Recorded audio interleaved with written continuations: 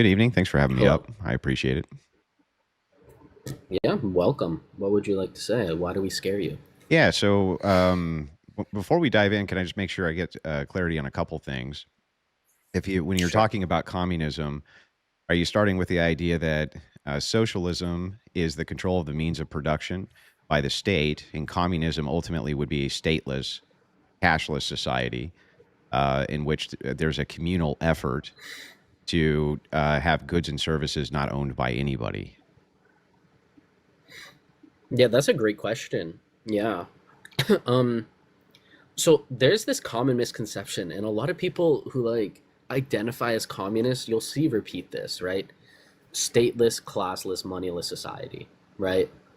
Nowhere in any literature does anybody talk about this, right? Like this is not this is like a made up thing. This is not like a Marxism Well, thing. I'm This mostly is just not trying to make sure like I a get the definitions correct, so I know that because no, I every understand. communist kind of has a different flavor of I communism. understand. So, I understand. what would you say communism I would ultimately say, ends up being? Sorry, go ahead. yeah, the best way to understand communism is a movement, right? A historical movement, right? That has happened over hundreds of years, right? That has been built upon and built upon, and the ultimate goal of this movement is to eliminate class contradictions, right? So just like how capitalism eliminated the lords and the serfs, we want to eliminate the bourgeoisie and the proletariat. We don't want to have a class distinctions at all, and caste distinctions, right, like race. We want to have just people. So Yeah, this is like the I understand communist that. movement Yeah, that changes and evolves over time and is implemented in different ways in different places, but right? do you see how this isn't really answering what I'm asking? I'm trying to make sure that I understand. Are we trying to move towards a stateless society, and that is how we remove the idea of class? um Yeah, I mean, according to Marx, I mean, what he said is that um, the purpose of the state is to maintain class contradictions, and so if you remove class contradictions, then the state would wither away over time. Right? That's Marx. Some people disagree with that. Some people agree with that. Me, I don't think that that's necessarily relevant Hmm. because we're talking hundreds of years in the future. Like we're not talking about recent things. That's a question Well, for but future ideological generations. movements That's, are that's not a question for us. Sure, but ideological movements are designed to start the seeds here in order to move towards some stated goal there, right? So even if it's this is Yeah, 200 years, 300 years in the future, that's kind of irrelevant because you would be moving towards this goal now, and the goal is X. Do you see what I'm saying? So ultimately, I yeah, guess and like I said, the goal yeah, is to eliminate the goal class. is like yes, Okay, yes, gotcha. that's So the goal. let's start with this idea of class. Do you think that Mhm. um, ultimately what the previous caller was trying to get across, I think, when he was saying the defiance of human nature, don't you think that class and Mhm. hierarchy is somewhat ingrained in the human psyche and consciousness for how we develop as tribes based on unique skill sets that people have that they can then capitalize on? I don't think that there's a universal human nature. No. Um, and yeah, there are some hierarchies, but not all, No, no, no. right? That's not what I'm not even Um, asking if you you know, like believe in hierarchy, but if it's the case that you think that I mean, hierarchies are obvious. If you think that hierarchies are often coming together because some people have unique sets of that are rare, and because of that, they tend to end up at the heads of these hierarchical structures. I mean, if this is an analysis of capitalism, I completely disagree with this. No, I'm not giving an analysis yet. I'm just asking a basic question about human nature and the view of the compatibility of what you would consider this political Yeah, movement of communism well, intersecting you're gonna with have the to be nature you're of people. Well, you're going to have to be more specific, right? Because when you say human nature, right, and you say that the natural tendency of human nature for the best people to end up at the top, well, this clearly isn't the case for kings, right? Kings are born into being king. It doesn't matter if you're good at it or But bad they at don't it. stay You're king born unless they're that good at way. it. That's not true, man. It is true. That's definitely not There's true. most of No. most of Europe is riddled, well, Western Europe and Eastern Europe, and then same thing in Rome. If you were really bad at being a king, it would often lead to your demise. So that is in fact a case How in long? point. So, How long was Emperor Nero king? well, he wasn't a king; he was an emperor. For how long? I'm I not don't know. sure how long Nero was emperor, but wasn't if I'm correct me if I'm Oh wrong. I don't man, remember my yeah. Roman history specifically, but wasn't Nero assassinated? Um, was he? I I think he was. I think wasn't Nero. Yeah, take a look real quick. Let's see. I believe he was, bro. Specifically because he was bad. Um, okay, he was born in 37, but when was he?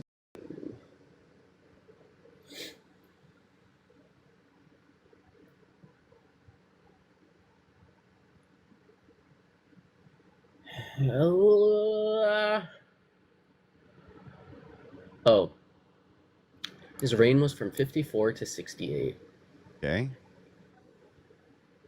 Um, yeah, how did now I'm curious too. How did he Yeah, die? I couldn't remember. I know Caligula. I think he was unalived. I'm sorry, I don't mean to Mm-hmm. use the wrong word on the TikTok. I know he was unalived, and I don't remember Nero though if he was or he wasn't. So, but the point being is that I guess when I'm talking about, so we don't get too sidetracked, when we're moving into the idea of communism itself, maybe I can just move to some basic questions instead so we don't get bogged down on like ontological arguments of human nature. Would that be okay with you? Oh, Nero. Nero unalived himself. Oh, Actually, the stress of ruling. yeah. Didn't he? Maybe he had a disease or something. I can't remember. I'm not very I think he was. skilled. Yeah, I'm not Yeah, with he Roman 100%. history, specifically with hierarchical rulers. Yeah, That's outside my normal purview. he But won.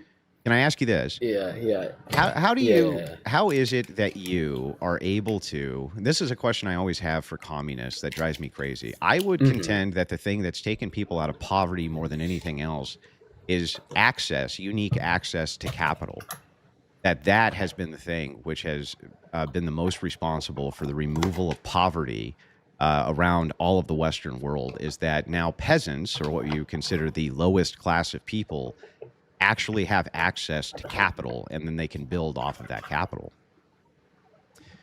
That's what I would argue. And so what I'm asking you is like, how do you intercede on this thing? By access to capital, I mean things like home loans, for instance, things which would be unachievable to for people to save up under normal circumstances over the course of 10 or 15 years, 100 or $150,000. It's not actually very possible for most people to do that. So my question just becomes, absent access to capital, what is it that how is it you're bringing people out of poverty here exactly? Um.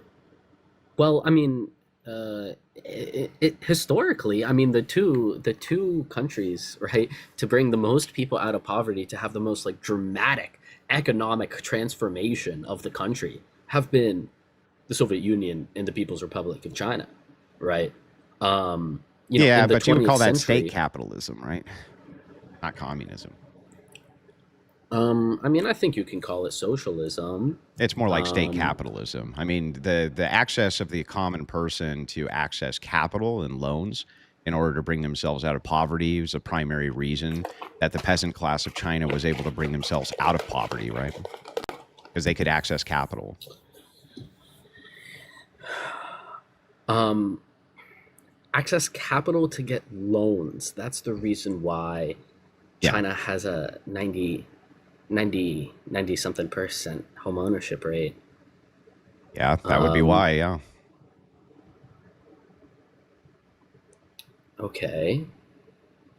I don't know if that's true or not, Well, but how else do you think that they're getting homes, bro? They're buying them, right? And they're using loaned money um, in order to buy them. You don't. well, you um, well, in China, you can't like you don't all land is owned by the state, right? You don't privately own land. It's leased for 99 years, right? And then, there's some other laws where you can, pass it down to your family and things like Yeah, but that. how do they There's acquire special these things? laws. The state doesn't give it to them. They have to buy it. They're buying these properties, right? Um, Yes. The answer is yes. They're sure. buying them. So the thing is that Uh-huh. absent access to capital, how do you have the underclass actually bring itself out of poverty if they can't access capital? I would argue that the reason you had peasants in Europe and the feudal system to begin with was because peasants they did not have access to capital at all. I mean, none. And after the plague, the Black Plague went through, suddenly they did have more access to capital based on the lands that were transferred to them. So the question just becomes, how is it that you can have people move themselves out of poverty absent access to capital? That's always been my question. Why is that a relevant question in like discussing capitalism and communism? What do you? Well, I Why is mean, that it would be the relevant? most relevant because my assumption here is that you want to move away from people having access to capital and instead the state dispersing all goods and services, right? Um, it, well, that capital being in the hands of the private means, right? That's the question. And if all that capital is held in the hands of like very, very few, then how are people supposed to have access to that capital? Well, they get access to that capital through equity loans. So rich people tend to loan their money out because it makes them more money, and that's how people get access to it. Um, but so why do you think that it's the case that in China there's such a higher home ownership rate than in the U.S. Because of the and in access that all? they have to loans that they didn't have under Mao and they didn't have under other leadership. They didn't have access to capital in order to start their enterprises. So so the reason is that China has more loans than the U.S. Well, I'm not sure that they have more loans, right? But what I am saying to you is that it's the access to capital that allows Well, for let me for let the me let me let me underclass let me, to let bring me itself out of the poorhouse. So absent access to capital, I'm not sure how that's done. I don't think you understand. I don't think you understand what I'm saying, right? So let me be clear. What Okay. I'm saying is that in China, there's over a 90% home ownership rate. In the United States, it's about 60, right? Hmm. So how do you explain if access to capital is the end all be all in the great explainer for everything? How do you explain that? Well, that's not really an argument. So the idea It's here, a yeah, question. It's yeah, not an argument at all. I It's a agree. question. So the idea here is that in China, they're trying to move people away from the rural areas and into the major meccas. Okay. When you're talking about home ownership there, you have to be very specific about what you mean. Do you consider a person who has a leased apartment to be a homeowner? Because I don't. And I do consider the fact that they still have access to capital as being the primary reason why the under peasant class was able to rise itself up and try to create some sort of middle class. Same thing happened in the United States. If you couldn't have had a middle class unless they had access to capital itself, they have to have access to it because private enterprise, the You're not underclass for addressing my private. question. Yeah, go ahead. What's the question? My question is, why is there a disparity when comparing the U.S. to China? Why in Well, China what is do there they? such a Okay, much higher percentage? what does China consider home ownership to be? Let's start with that. I mean, it's not what China considers it to be. Like it's what the World Bank considers it to be, Let's and start. all these Let's start international with what home institutions ownership is that. considered. If you say 90% of the Chinese people own their homes, what does that Yeah, but mean? I don't think that the World Bank uses a different standard for home ownership in China and in the US. I don't think that it uses a different standard. Well, I don't see why it wouldn't. Right. Why wouldn't it? The World Bank? Yeah, sure. Why couldn't it? So I The would need to World know Bank is distinctly, like, are they considering home ownership? do you know what Yeah, yes, you know I'm what the World aware of Bank what is? the World Bank is, but you're making a statement, an affirmative claim. I'm asking you specifically what the criteria is here for what they consider home ownership to be. But I think that's silly to assume that the World Bank would use a different standard. Like What's that the question's standard not at all that relevant. they're using then? That question's not relevant It's if the the most standard is the relevant. same for each country. Well, no, it still But would if be the standard's the same, it would still be very relevant because absent us understanding what the standard is, we might have a very, very distinct view on what we would consider ownership to be or not to be. So what is the standard that they're using here? so let me ask you this: Hang on. Do you would don't you know? consider? I just want to make sure you don't know what the standard is, right? No, I don't know Okay. specifically how the World Bank measures home ownership. Okay.